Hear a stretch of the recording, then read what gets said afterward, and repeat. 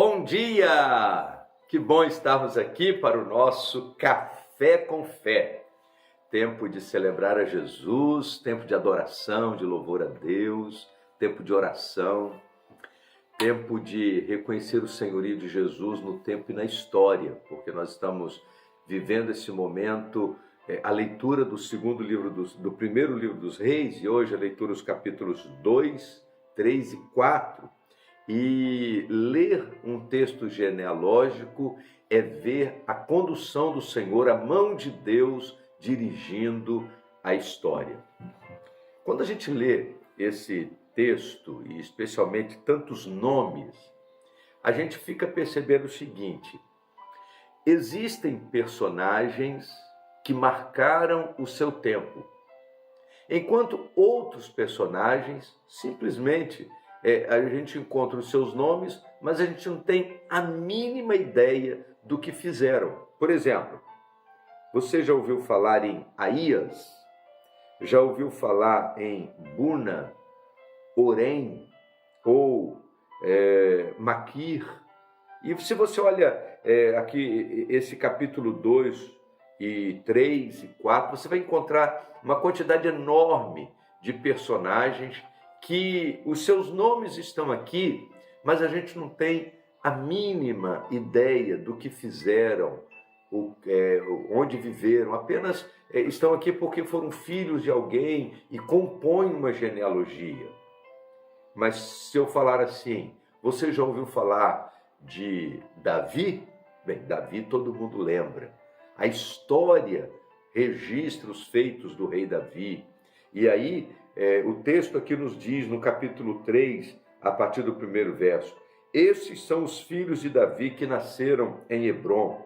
O mais velho era Aminon, filho de Ainoã, de Jezreel. O segundo era Daniel, filho de Abigail, do Carmelo. O terceiro era Absalão, filho de Maaca, filha de Talmai, rei de Gesur. O quarto era Adonias, filho de Agite. O quinto era Cefatias, filho de Abital. O sexto era Itreão, filho de Eglá, esposa de Davi. Esses são os 6 filhos de Davi nascidos em Hebrom, onde ele reinou por 7 anos e meio. Depois Davi reinou por 33 anos em Jerusalém. Os filhos de Davi nascidos em Jerusalém foram Samua, Sobabe, Natã e Salomão. A mãe deles era Batseba, filha de Amiel. Davi também teve outros 9 filhos: Ibá, Elisua, Eupalete, Nogá, Nefeg, Jafia, Elisama, Eliada e Elifelete. Todos esses foram filhos de Davi, além dos filhos que teve com suas concubinas. Davi também teve uma filha chamada Tamar. Quando nós lemos esse texto, nós encontramos aqueles que marcaram a história e aqueles que apenas têm os seus nomes como registro histórico. Aqueles que fizeram e aqueles que simplesmente passaram pela história, passaram pelo tempo. E qual é a lição espiritual que nós encontramos nesses registros?